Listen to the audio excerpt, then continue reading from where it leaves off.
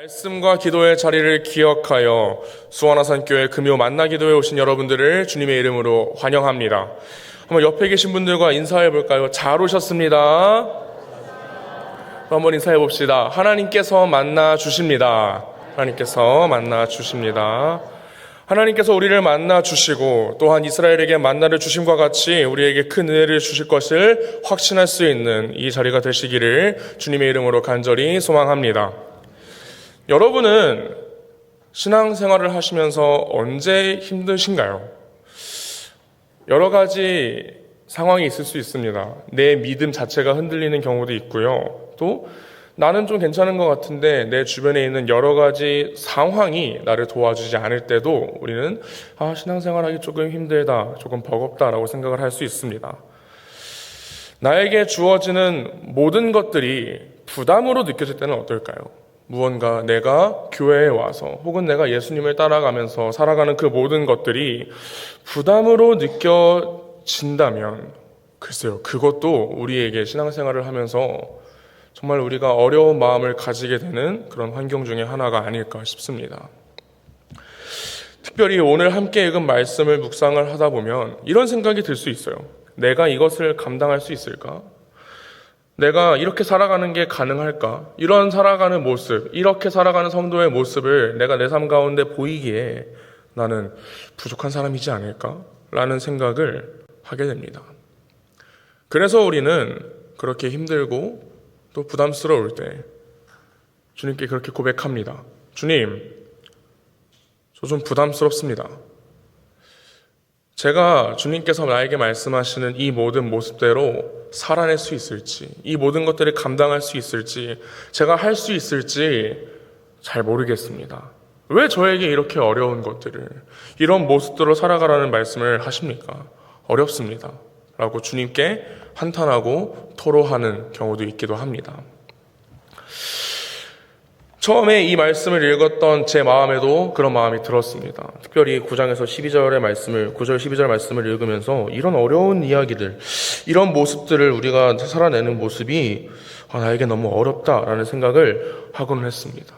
하지만 천천히 묵상을 하다 보니 이것이 나에게 부담이고 버거운 것이 아니라 하나님께서 나에게 말씀을 통해 주시는 은혜라는 것을 깨닫게 되었습니다.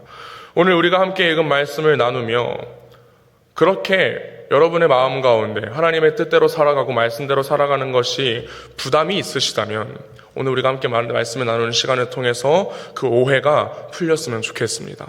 말씀을 나누는 이 시간 가운데 하나님의 마음을 바르게 깨닫고 우리를 향한 하나님의 은혜를 기억하는 시간이 되시기를 주님의 이름으로 간절히 소망합니다.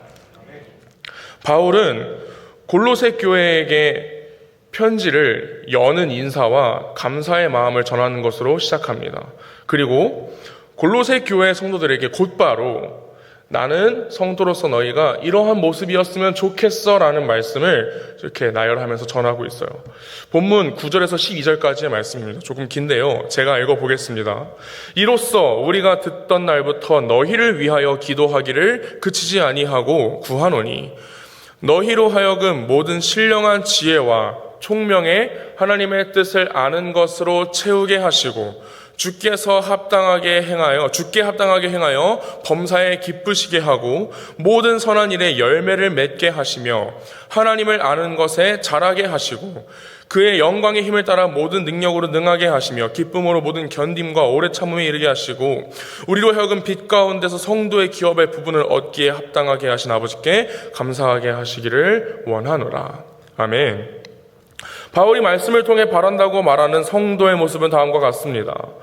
하나님의 뜻을 아는 것으로 채워가는 것, 주님을 항상 기쁘시게 해드리는 것, 선한 일로 나의 삶 가운데 열매를 맺어내는 것, 하나님을 알아가는 것, 모든 능력으로 능하게 되는 것, 기쁨으로 견디고 오래 참아내는 것, 그 가운데서 우리에게 맡기신 삶을 살아가는 것에 대해 하나님께 감사의 마음으로 나아가는 것. 듣기에 어떠십니까?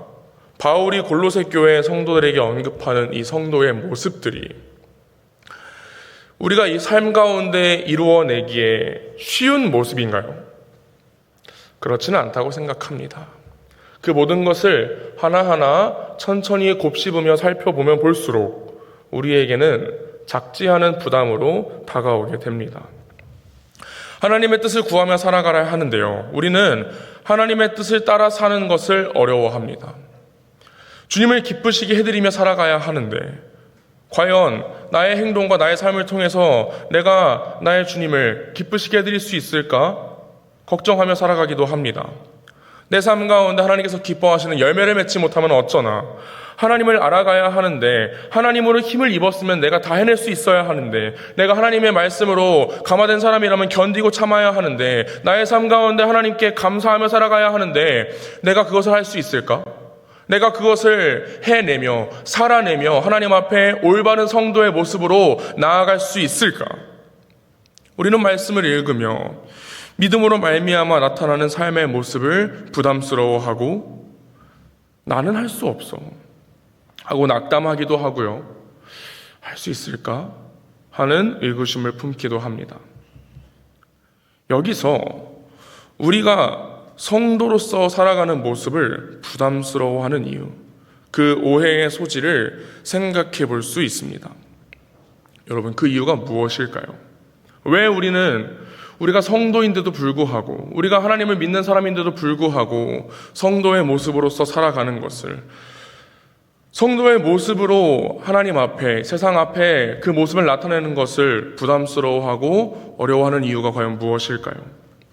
그것은 바로 그 모든 모습을 나의 열심과 나의 능력과 나의 삶만으로 이루어야 한다고 생각하고 오해하기 때문입니다.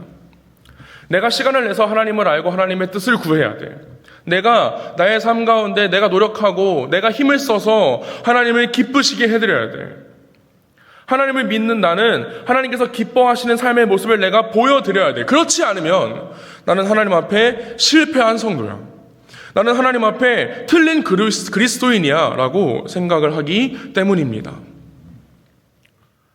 하지만 우리가 너무나 잘 알고 있다시피 우리는 스스로의 힘으로 우리 스스로의 능력으로 성도로서 합당한 모습을 살아낼 수 없다는 것을 잘 알고 있지 않습니까? 그런데도 불구하고 우리는 잊어버립니다. 우리는 잊고 삽니다. 내가 하나님 앞에 하나님의 능력이 아니고서는 하나님의 힘을 입지 않고서는 그 어떤 것도 해낼 수 없는 사람이라는 것을 잊어버린 채 그리고 나의 삶 가운데 일하시는 하나님의 그 능력을 그 은혜를 잊어버린 채 성도의 모습을 사람의 힘과 능력으로 살아내려고 발버둥치며 살아가고는 합니다. 우리는 기억해야 합니다. 우리가 어떤 존재인지를요. 우리가 하나님을 만나기 전에 우리가 하나님 앞에 대면했을 때 우리가 하나님 앞에 우리의 존재만으로 섰을 때 어떤 존재인가를 우리가 기억해야 합니다. 우리는 어떤 존재입니까? 하나님 앞에 의롭지 않은 존재입니다. 하나님 앞에 선한 것이 없는 존재입니다. 하나님의 마음과 뜻을 전혀 알 수 없는 존재들입니다. 그렇기 때문에 우리 혼자서는 우리의 삶 가운데 선한 열매를 맺을 수도 없고요. 우리 스스로의 힘으로는 하나님을 기쁘시게 그리고 우리 스스로도 기뻐할 수도 없는 존재입니다. 누군가를 향해서 견디고 참는다는 것은 죄인에게는 말도 안 되는 일이고요. 하나님으로 인해 감사하는 것 또한 하나님을 향해서 어두운 눈을 가지고 있는 죄인으로서는 하나님께 감사한다는 것 상상할 수조차 없습니다. 우리의 죄인됨이요. 그 모든 것들을 불가능하게 합니다.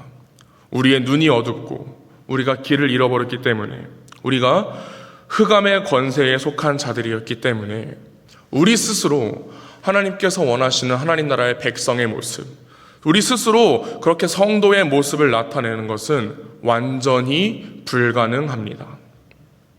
그러니 우리가 우리의 힘을 내며 성도의 모습을 이루려 하면요. 우리가 우리의 열심을 내서 그냥 나의 열심만으로 하나님 나라의 백성으로 살아보겠다고 발버둥 치면요. 힘은 힘대로 쓰고 부담은 부담대로 느끼면서 마음은 마음대로 어려워지면서 그 완전히 반대되는 방향으로 걸어가게 되는 것입니다. 그런데 바울은 오늘 우리가 함께 읽은 말씀을 통해서 바울이 골로새 성도들에게 기대한다고 이야기하고 있습니다. 그런 모습을 바라며 하나님께 구하고 있다고 말하고 있습니다. 비단 바울의 그러한 마음은 골로새 교회를 향하여서 그치는 것이 아니라 지금 오늘 이 자리에서 골로새서의 말씀을 읽고 있는 우리를 향해서도 똑같이 바라며 우리를 위하여 바울이 구하는 심정으로 이 말씀을 썼을 것입니다. 하나님께서 바울을 통해서 이 말씀을 우리에게 주셨을 것입니다. 그렇다면 바울은 어떻게 골로새 교회 성도들에게 그 모습을, 성도로서 살아가는 모습을 기대할 수 있었을까요?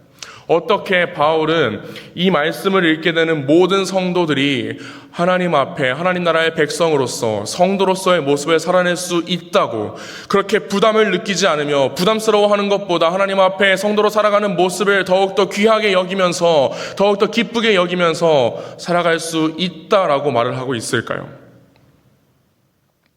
우리를 성도로 온전하게 살아내는 것은 과연 무엇이겠습니까?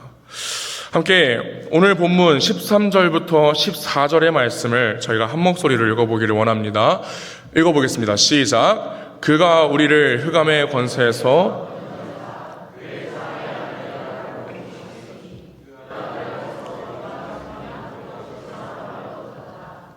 아멘. 우리가 원래는 아까 말씀드렸다시피 죄인이었습니다. 오늘 우리가 함께 읽은 본문 가운데서는 우리가 흑암의 권세에 있는 자들이었다라고 이야기를 합니다.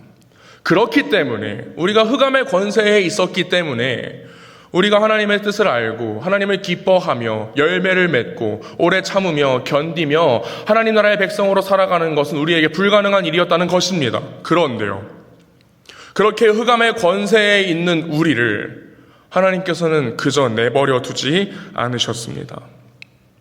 하나님께서는 흑암의 권세에 속했던 우리를 건져내는 은혜를 우리에게 허락해 주셨습니다.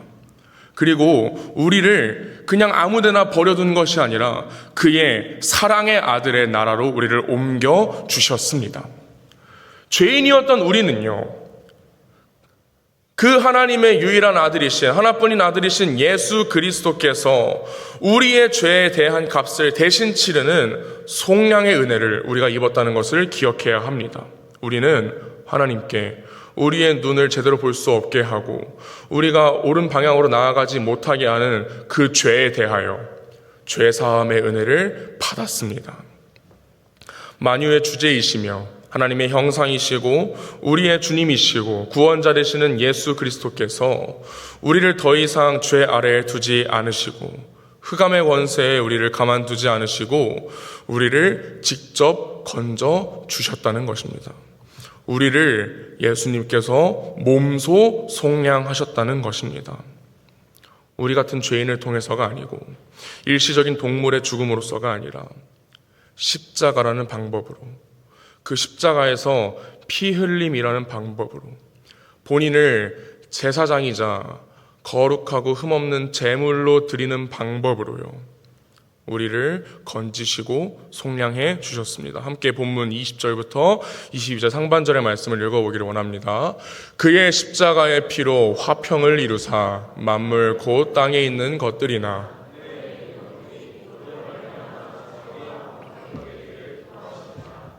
전에 악한 행실로 멀리 떠나 마음으로 원수됐던 너희를 죽음으로 말미암아 화목하게 하사.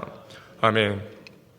예수 그리스도께서 십자가에 달려 피 흘려 죽으심으로 본인을 하나님 앞에 하나님과 사람들을 잇는 화목 제물로서 자기 자신을 직접 드림을 통해서 이전에는 하나님께 닿을 수도 없었고 그 앞에 설 수도 없었으며 의로울 수도 없고 선한 것도 하나 없는 우리를 그 속량과 그 건지시는 은혜를 통하여 이제는 하나님과 연합할 수 있는 자로서 변화시켜 주셨다는 것을 우리는 기억해야 합니다. 그렇기 때문에 우리가 이제 하나님께 닿을 수 있고요, 하나님 앞에 설 수 있고 하나님과 연결되었으며 하나님 앞에 의롭다 칭함을 받으며 하나님 앞에 선함으로 말미암아 이제 하나님 앞으로 걸어갈 수 있게 된 우리는 앞서 우리가 어렵다고 우리의 힘과 능으로는 할 수 없다고 고백했던 하나님의 뜻을 알아갈 수 있게 됩니다. 하나님을 기쁘시게 할 수 있게 됩니다. 하나님께서 기뻐하시는 그 선한 열매를 우리의 삶을 통해서, 예수 그리스도와 함께하는 삶을 통해서 맺어낼 수 있게 됩니다. 그리고 하나님을 알아가며 하나님을 아는 지식을 키워가며 우리가 그 안에서 자라갈 수 있게 됩니다.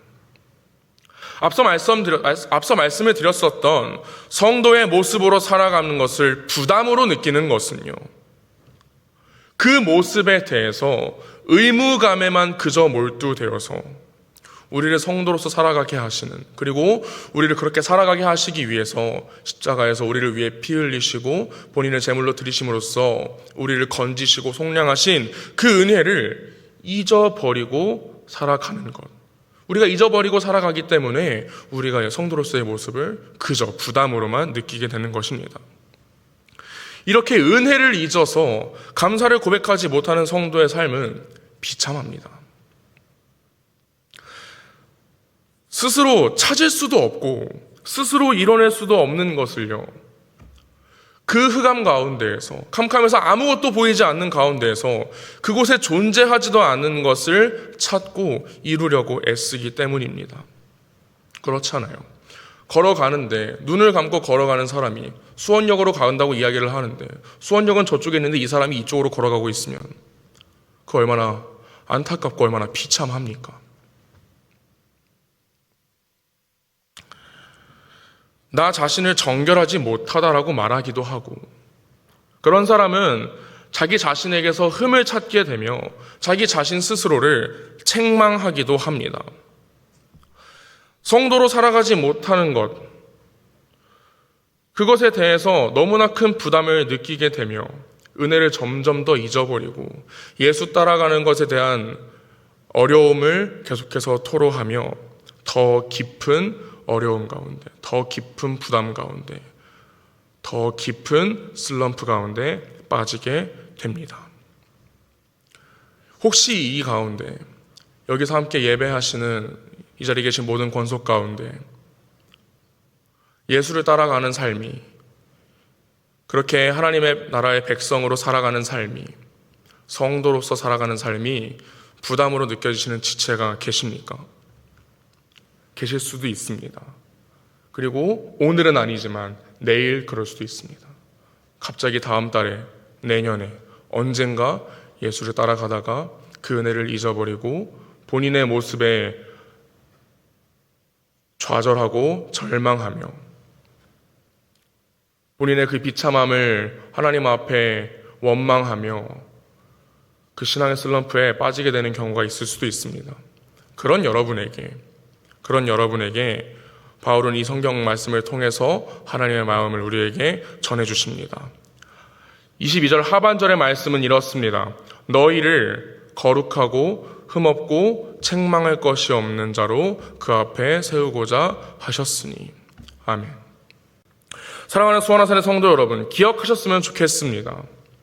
원래는 절대 결코 하나님을 믿는 자로서 살아갈 수 없었던 우리를요, 하나님 앞에 바로 서지도 못하는 그렇게 자격 없는 우리를요, 하나님 나라의 백성으로 살 수 없는 우리를요, 그래서 지금도 여전히 육신 가운데 있으면서 하나님 앞에 어려움을 토로하고 부담을 토로하며 나는 못 가겠다고 하나님 앞에 나의 부족함을 토로하며 그저 무너질 수밖에 없는 우리를 하나님을 믿는 자로서 하나님 앞에 바로 서게 하는, 그리고 하나님 나라의 백성의 모습으로 살아가게 하는 예수 그리스도의 은혜를 기억하셨으면 좋겠습니다. 그 은혜에 예수께서 우리에게 거룩하다, 흠이 없다, 너희에게 책망할 것이 없다라고 말씀을 해주고 계시는 것입니다.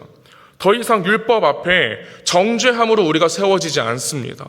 그렇기 때문에 우리는 신앙 가운데 어떤 규율이나 어떤 법칙으로 심판을 받게 되는 것이 아닙니다. 우리는 이제 그 심판대 앞에, 하나님의 거룩한 심판대 앞에 서서 거룩하다, 흠이 없다, 책망할 것이 없는 자다라고 예수님께서, 하나님께서 우리를 부르신다는 것을 꼭 기억하시기를 바랍니다. 그렇게 우리를 세우고자 하시며 우리를 하나님 나라로 부르시는 예수 그리스도의 은혜를 기억하시기를 주님의 이름으로 간절히 소망합니다.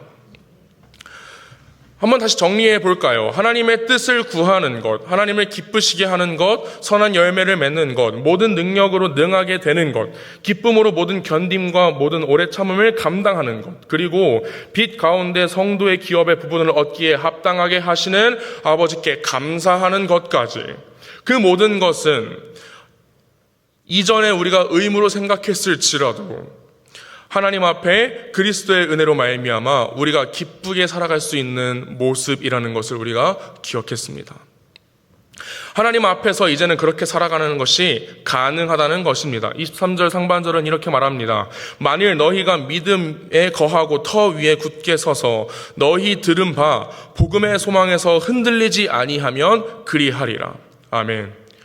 이 모습을, 우리가 성도의 모습을 하나님 앞에 기쁨으로 살아갈 수 있는 조건은 우리의 열심이 아닙니다. 우리의 노력이 아닙니다. 믿음에 거하는 것입니다. 그리스도 위에 굳게 서는 것입니다. 복음의 소망에서 흔들리지 않는 것입니다. 그 가운데서 하나님과 예수 그리스도께, 그리고 성령 하나님께 은혜를 구하며 살아가는 것입니다. 여러분, 우리는 그렇게 살아갈 수 있습니다. 하나님께서 우리에게 그렇게 살아가도록 만들어주시고 우리를 도와주시기 때문입니다. 그렇게 살아갈 수 있는 모든 은혜를 우리에게 허락하시기 때문입니다. 그래서 우리가 그렇게 살아갈 수 있다는 것을 하나님 앞에 담대하게 고백할 수 있습니다. 그렇다면 우리는 무엇에 힘써야 하겠습니까? 이 모든 것이 하나님의 은혜로 말미암아 우리가 살아낼 수 있는 것이라고 고백을 한다면 그 다음에 우리는 어떤 것에 힘을 써야 하겠습니까? 바울은 이것에 대해서 자신의 정답을 우리에게 소개합니다. 23절 하반절은 이렇게 말씀합니다. 이 복음은 천하 만민에게 전파된 바요, 나 바울은 이 복음의 일꾼이 되었노라. 아멘. 바울은 이 복음에 거하는 자로서 본인이 이제는 이 복음의 일꾼이 되었다라고 말합니다. 물론 바울은 사도로 세워진 자이기 때문에 그 직무를 감당하고 하나님께서 맡기신 사명을 감당하기 위해서 복음을 전한 것이기도 하지만, 바울은 그 전에 복음을 들은 자로서 그 모든 것들을 살아내며, 우리가 앞서 나누었던 그 모든 성도의 모습을 살아내며 마땅히 하나님의 복음을 전하는 일을 감당했다라고 우리에게 말해주고 있습니다. 그렇다면 우리는 어때야 할까요? 그렇다면 우리는 무엇에 힘써야 할까요? 함께 따라해 보실까요? 우리도 전해야 합니다. 우리도 전해야 합니다. 바울처럼 놀라운 선교 여정을 떠나며 전하지는 못하더라도요, 만나는 사람마다 붙잡고 예수님 믿으세요, 예수님 믿으세요, 물론 이렇게 전도하면 좋겠지만 우리가 그렇게 살아가지는 못하더라도요, 우리의 삶을 통해서 우리의 삶을 바라보는 사람들에게 세상 가운데 그 예수의 복음을 전해야 합니다. 무엇을 보여줘야 하겠습니까? 복음을 듣고 살아가는데, 예수를 믿는다고 사람이 이 말을 하는데 예수를 믿지 않는 사람들이 봤을 때 어려워하고 부담을 느끼는 모습을 보여주어야겠습니까? 만일 그렇다면요, 저 대리님, 저분은 예수님을 믿는다고 이야기를 하는데 삶 가운데서 내가 느끼는 부담과는 크게 다른 게 없어 보여. 분명히 사람들이 교회를 다니고 예수를 믿으면 기쁨과 감사가 넘친다고 이야기를 하는데 저분의 인생 가운데는 기쁨과 감사가 없어 보여 라는 이야기를 우리가 들어야겠습니까? 여러분, 우리가 복음을 듣고 깨달아서 하나님의 믿는 삶이 무엇인가를 세상 가운데 제대로 보여줘야 합니다. 그 복음을 듣고 괴로워하고 부담스러워하면 여전히 율법에 갇혀 사는 것처럼 어려워하는 예수 잊은 모습이 아니라요, 그 복음의 은혜로 말미암아 하나님 앞에 기쁨을 누리며 살아가는 모습을 보여주어야 합니다. 성도로 살아가는 삶의 모습을 통해서 내가 나의 삶 가운데 만나는 모든 이들에게 그 기쁨의 삶을, 성도로서 살아가는 것이 얼마나 우리에게 감사인가를 우리의 삶을 통해서 전해야 하는 것입니다. 우리가 말을 하지 않더라도요, 우리가 전도지를 주면서 사람들에게 애써 전도하려고 노력하지 않더라도요, 기쁨으로 살아가며 예수 그리스도의 빛을 그들에게 보여주는 것입니다. 여전히 흑암의 권세 가운데 거하는 이들에게 그 예수 그리스도의 빛을 조금이라도 비춰줄 수 있다면, 그렇다면 그들은 우리를 통해서 우리를 통해 발견할 수 있는 그 조그맣게 새어 들어오는 빛을 따라서 그 예수 그리스도의 빛을 따라 걷게 되기 시작할 것입니다. 은혜로 말미암아 하나님을 사랑하는 삶을요, 성도로서 삶을 살아가는 것은 그저 하나님을 사랑하는 것에서 그치지 않는다는 것을 기억하시기 바랍니다. 내가 하나님을 사랑하는 모습, 내가 성도로서 온전히 살아가는 모습을 통해 나의 이웃에게, 내가 사랑하는 가족에게, 내가 사랑하는 나의 옆집 아저씨에게, 내 직장, 학교에서 만나는 모든 이들에게 예수의 향기를 맡게 함으로써 그들을 복음의 지경으로 이끌어낼 수 있는, 그들을 초청함을 통해서 이웃을 사랑하게 되는 것입니다. 그저 하나님의 사랑하는 것에서 그치지 않고 우리가 이웃을 사랑하는 것까지 가능하다는 것입니다. 사랑하는 성도님들, 각자의 삶의 지경에서 우리의 팔을 뻗어서 닿는 그 모든 곳마다요, 우리의 시선이 닿는 그 모든 곳들마다요, 복음의 향기를 내는 삶을 살아가시기를 주님의 이름으로 소망합니다. 이를 통하여서 예수의 향기를 이웃에게 전함으로써 복음을 전하는 삶을 살아내시는 수원하다는 모든 권속이 되시기를 주님의 이름으로 소망합니다. 한 가지 더 나누고자 하는 것은 이러한 모습이 우리 공동체 가운데도 있기를 원한다는 것입니다. 곧 48주년 기념주일을 맞이합니다. 그리고 수원하산교회는 2025년 여러 방면으로 도전하려는 발걸음을 내디디려 합니다. 도전하는 것, 교회로서는 당연히 우리가 이전에 것에 머무는 것이 아니라 개혁된 교회는 항상 개혁되어야 한다는 말씀처럼, 그리고 여러 가지로 복음을 위해서는 그 모든 것을 감당해야 된다는 것처럼 우리는 여러 방면으로 올해 가운데 도전하고 또한 발걸음을 내디딜 것입니다. 하지만 이것을 그저 우리 교회의 일로만, 그저 우리 교회 가운데 주어진 어려운 것으로만 생각한다면 우리는 주님, 부담스럽습니다 라고 고백하게 될 거예요. 48주년, 우리 교회가 세워진 것을 기억하며 그저 우리 교회 48년이나 됐어, 대단해 라는 것에서 멈추는 것이 아니라 앞으로 도전하며 나아가기 위해서 지난 48년간 우리 교회 가운데 부어주신 그 은혜를 기억하는 시간이 되었으면 좋겠습니다. 우리의 삶 가운데, 우리 교회의 시간 가운데 하나님께서 우리에게 부어주신 그 은혜를 기억하며 우리에게 그 모든 것을 다시 부담으로 감당하는 것이 아니라 그 은혜로 말미암아 기쁨과 감사로 우리가 그 모든 사역을 감당할 수 있는, 그 모든 도전을 감당할 수 있는 그런 교회가 되기를 주님의 이름으로 간절히 소망합니다. 말씀을 정리합니다. 부담으로 느끼기보다는 우리가 은혜를 기억하며 하나님 앞에 성도의 모습으로 살아감을 즐거워합시다. 기쁨으로 살아갑시다. 그 복음을 듣고 합당하게 반응하는 성도의 모습을 이 세상 가운데 기쁨으로 나타냅시다. 그렇게 복음으로 사람이 살아난다는 것을, 키워진다는 것을, 고쳐진다는 것을 우리의 삶으로 세상 가운데 보여주며 예수로 행복한 이들의 삶이 어떠한가를 세상 가운데 전하는 수원하산의 모든 권속이 되시기를, 그리고 사랑하는 수원하산교회가 되기를 주님의 이름으로 간절히 소망합니다.